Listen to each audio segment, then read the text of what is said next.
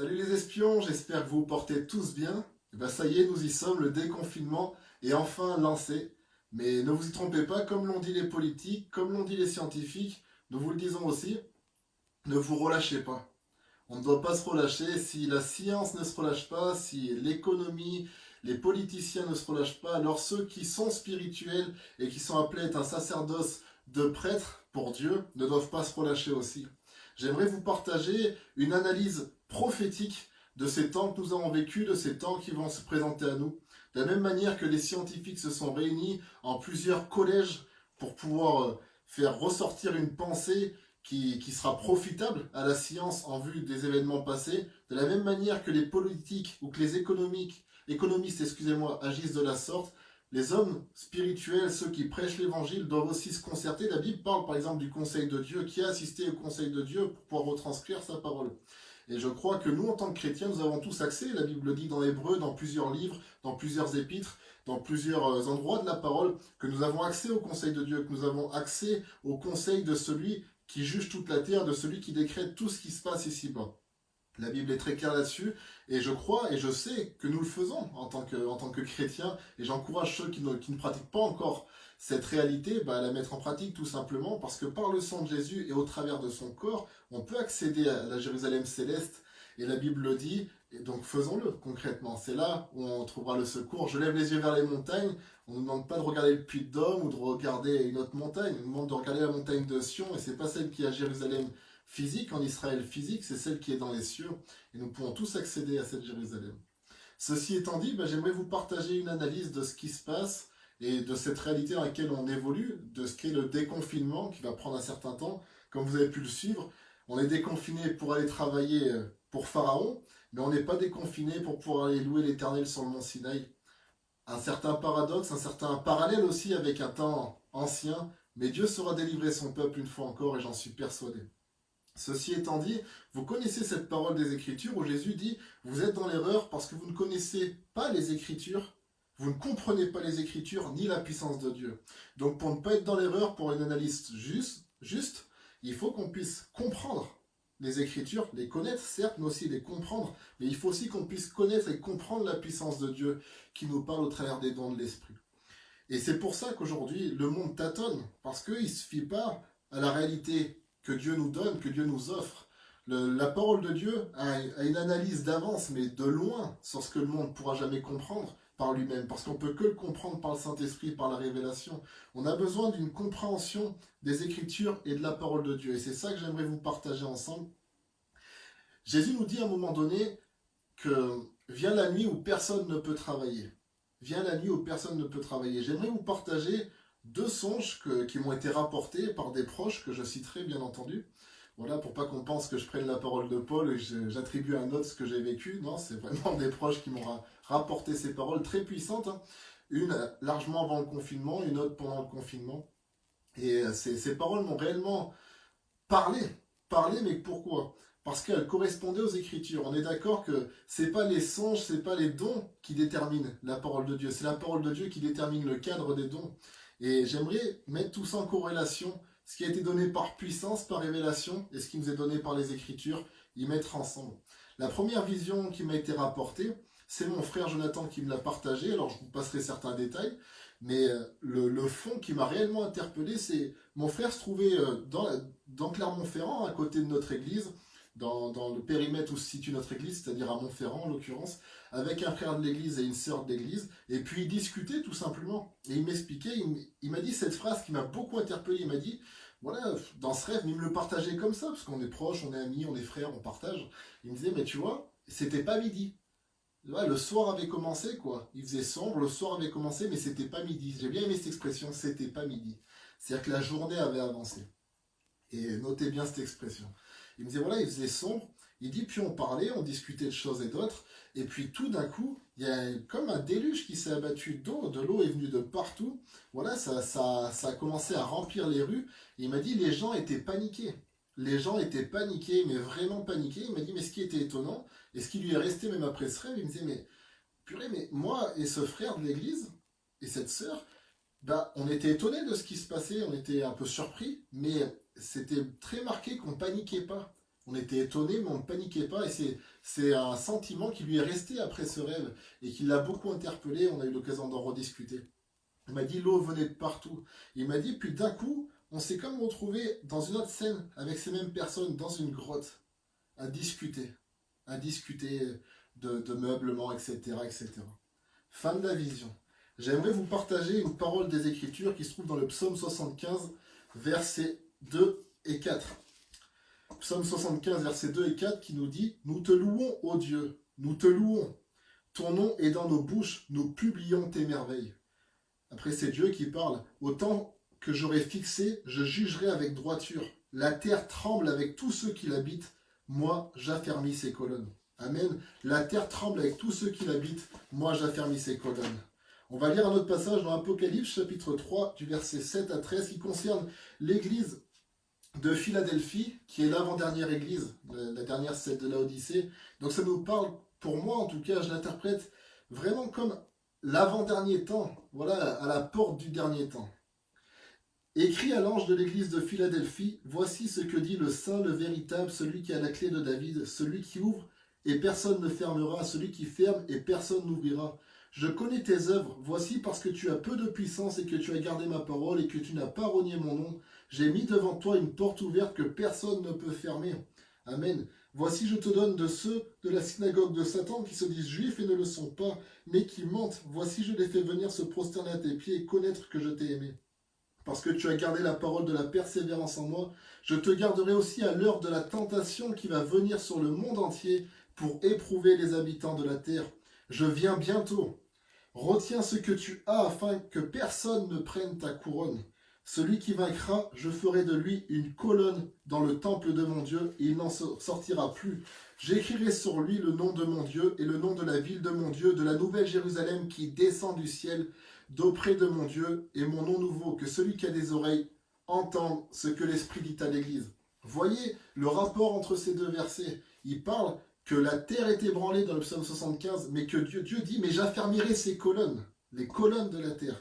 Et ensuite, dans l'Apocalypse, il parle qu'il fait de nous, de ceux qui auront persévéré du moins, de ceux qui se seront accrochés, de ceux qui auront pénétré la porte qui nous est ouverte, et c'est pas une porte d'opportunité. Vous lirez, par exemple, au début de l'Apocalypse, que Jean, à la suite, excusez-moi, que Jean voit cette porte s'ouvrir, c'est la porte du ciel. C'est Jésus-Christ qui dit je suis la porte, qui nous donne accès, comme il dit dans Hébreu, à cette Jérusalem céleste, à cette montagne de Sion, aux myriades d'anges dans l'adoration, aux esprits des saints parvenus à la perfection. Comment? Par le corps de Christ qui est la porte, au moyen de son sang.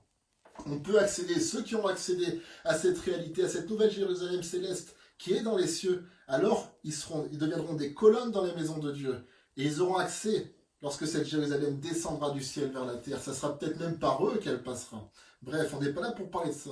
Mais ce que je veux vous dire, c'est qu'il y a vraiment un sens avec lorsque tout le monde dans ce rêve est ébranlé, lorsque tout le monde est paniqué. Mais le chrétien, lui, certes, il est surpris, c'est surprenant ce qui se passe. Il se passe quelque chose, il y a une sorte de déluge qui vient dans le monde quand même, qui ébranle les nations. On est surpris, mais on n'est pas paniqué. Et on est affermi. Et regardez ce qui se passe. Avant que le déluge emporte tout le monde, ils sont transportés ailleurs, dans une caverne, dans une grotte. Vous lirez l'histoire de la caverne d'Adoulam, par exemple, où David va avec ses vaillants héros et où ils sont préparés, justement, où ces rebuts de la société sont préparés à devenir des vaillants héros. Je crois qu'il était réellement question du confinement. Non, c'est vrai, je crois qu'il y a d'autres significations, même proprement à nous aussi. Mais je crois réellement qu'il y a un message global qui parle d'un moment donné, le monde sera en panique, mais Dieu nous retirera, Dieu nous mettra aussi à part. C'est ce qu'on a vécu par ce confinement. C'est ce qu'on a vécu par ce confinement et j'aimerais que vous en soyez conscients. Pourquoi? Parce que c'est pour nous éviter d'être touchés par le déluge, mais aussi pour pouvoir devenir la solution à l'après-déluge, comme on l'a vu dans le message du mois d'avril.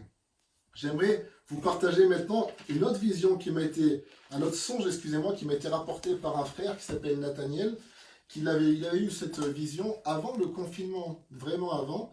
Et c'est marrant parce que ce frère est membre de notre église locale, mais il a grandi dans les assemblées de Dieu. Et je trouve important de le dire parce que le nom, pour moi, est vraiment important dans la symbolique de ce rêve. Dans son rêve, ce frère, donc Nathaniel, il faisait nuit. Et c'est marrant, comme mon frère m'a dit, c'était pas midi. Nathaniel lui m'a dit, la nuit était avancée dans le rêve. Vraiment, la nuit était avancée. Il faisait sombre, la nuit était avancée. Et dans ce rêve, il rentrait dans les assemblées de Dieu, de son enfance. Et il voyait cette maison de Dieu dans laquelle il a grandi, où il était baptisé, et qui est forte de sens pour lui, heureusement. Et elle était vide. L'église était fermée, l'église était vide. Il était étonné que l'église soit fermée, que l'église soit vide. Et il marchait pour voir comment se portait le bâtiment, le lieu. Et le lieu était vide, vide d'hommes, mais plein de la présence de Dieu. Il sentait une onction, il m'a dit Fabien, c'était vraiment bizarre, l'onction même. Je l'avais rarement ressenti comme ça, elle était vraiment particulière. Dieu était vraiment là. Et l'interprétation que m'a donnée Nathaniel et mon épouse, que c'est à Lydie qui l'avait raconté ce songe, et il disait, ben voilà, quand le confinement après est venu, il disait, mais tu sais, c'est marrant, l'église va être fermée, et en tout cas, bah ouais, Dieu sera toujours là dans son corps qu'est l'église que nous sommes, et on l'a vécu chacun chez nous. On a vu que Dieu était avec nous, Dieu merci, Dieu n'est pas que dans un bâtiment. Mais je crois aussi qu'il y avait un sens, c'est Dieu qui disait, ben voilà, le lieu qui est dévasté, moi je ne l'ai pas quitté. La dimension, voilà même le lieu physique, le lieu de culte où vous vous rassemblez, vous avez dû partir, mais moi personne ne peut me chasser de mon assemblée, personne ne peut me chasser de mon église. Et j'aimerais qu'on ait conscience de la force, même pas du bâtiment, mais quelque part un peu quand même. Pas dans le sens que les murs sont porteurs de quoi que ce soit, mais le fait de se rassembler réellement, pas juste en réseau, réellement. L'importance de ça. J'aimerais vous encourager à retourner dans ce lieu où Dieu est. Toute la terre est remplie de la gloire de Dieu, mais sa présence est à un endroit défini. De la même manière que je peux mettre un parfum fort, marcher dans ma maison, je peux me retrouver dans ma chambre, mais dans la cuisine, on sent encore mon odeur. C'est pas parce qu'on sent mon odeur que j'y suis. C'est en suivant la trace de mon odeur, par contre, qu'on peut me pister. Mais la gloire de Dieu aussi, si vous pouvez me permettre, c'est son odeur. C'est ce qui émane de lui, c'est ce qui reste de lui lorsqu'il passe. Mais nous, les chrétiens, nous sommes appelés à plus que sa gloire. Nous sommes appelés à contempler sa présence. Et j'aimerais nous encourager à nous réunir à la suite maintenant de ce déconfinement, au moment où ce sera permis, bien entendu, et de reprendre place dans nos assemblées locales. C'est vraiment ce que j'aimerais nous encourager. Et j'aimerais vous lire un passage dans Romains 13, verset 12, où il est dit une chose, c'est Paul qui parle, mais le Saint-Esprit par Paul aussi. Ces choses ont été écrites aussi pour nous qui sommes parvenus à la fin des temps. La nuit est avancée, le jour approche. Dépouillons-nous donc des œuvres des ténèbres et revêtons les armes de la lumière. Amen. Dans la Bible, vous n'êtes pas sans savoir une chose, c'est que les jours sont pas comme nous. Pour moi, par exemple, Fabien, habitant en France, le matin et le soir font partie du même jour. Dans la Bible, c'est l'inverse. La journée commence par le soir, la journée commence par la nuit. Et le fait que nous sommes dans un temps de nuit montre que nous arrivons déjà, que nous avons commencé à débuter, à entrer dans un nouveau jour. Et nous voyons ce jour se lever. Quand Jésus dit, vient la nuit où personne ne peut travailler, nous avons vécu cela, d'être bloqués et de ne pas pouvoir œuvrer pleinement pour le Seigneur, de devoir s'adapter, de devoir quelque part se contenter des miettes du sacerdoce. Mais aujourd'hui, la nuit est avancée, déjà le jour paraît. Et j'aimerais vous encourager, en vue de ce nouveau jour qui débute et qui va commencer, à profiter de même ces derniers temps de ténèbres. Jésus se levait avant que le jour se lève, pour aller prier à la fin de la nuit, pour pouvoir être prêt pour ce qu'il avait à faire dans la journée qui suivait. J'aimerais qu'en ce temps de fin de nuit, nous puissions nous lever et prier avec le Seigneur, afin de ne pas tomber en tentation et d'être fortifiés face au désastre que la terre est en train de connaître et va connaître, et que nous puissions être porteurs d'une solution. C'est ce que je nous encourage au travers des écrits que je vais lus, mais aussi au travers des visions qui ont été données. Nous devons comprendre les Écritures et nous devons aussi comprendre ce que la puissance de Dieu veut nous révéler au travers de ces choses. Nous avons été mis à part afin de ne pas subir la totalité de cette panique mondiale. Mais ne soyons pas des fuyards, parce que prendre position, ce n'est pas fuir. Prendre position, c'est se positionner face à ce qu'il y a. Et j'aimerais que l'Église aujourd'hui prenne conscience de ça. Nous vivons quelque chose d'extraordinaire, nous nous réunissons par les réseaux, par toute occasion, nous essayons de prêcher la parole. Mais le temps voulu, ayons le courage, ayons l'audace, ayons l'intelligence même, de se réunir aussi physiquement et d'œuvrer en vue de ce nouveau jour qui s'offre à nous. Voilà les amis, c'était ce que je voulais vous offrir comme analyse prophétique de ce qui se passe, de ce qui a été, de ce qui sera. Il y a un temps de jugement qui se lève. La Bible déclare que le jugement commence par la maison de Dieu, mais que le jugement va aussi toucher les nations, la terre, etc. C'est marqué, c'est pas faire le mec apocalyptique de dire ça, c'est dire ce que dit la Bible, tout simplement. Il n'y a rien d'étonnant à ce qui se passe. Il n'y a rien de surprenant pour celui qui connaît et comprend les Écritures et la puissance de Dieu. Et j'aimerais que nous soyons tous de cela, que nous assistions au conseil de Dieu pour pouvoir ensuite aller conseiller peut-être même les nations et qui sait, peut-être les dirigeants qui aujourd'hui ne savent pas comment agir parce que leur vue est trop courte. À nous qui voyons au-delà du voile, nous pouvons apporter la solution parce que la solution c'est Jésus-Christ.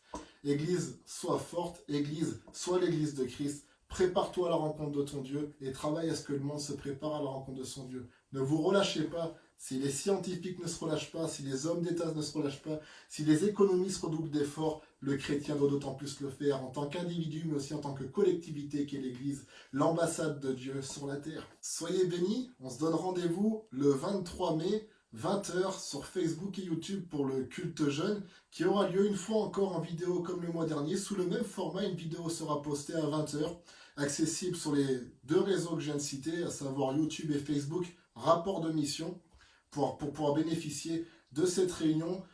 La nuit n'est pas terminée, comme j'ai dit, on voit que le jour arrive, mais la nuit n'est pas terminée, donc on ne peut pas encore pleinement travailler, mais vient bientôt ce nouveau jour, et je le crois. Et durant cette réunion, j'aimerais vous léguer et vous laisser quelques conseils inspirés par le Saint-Esprit pour pouvoir œuvrer depuis la place que vous avez actuellement. Soyez bénis, à bientôt.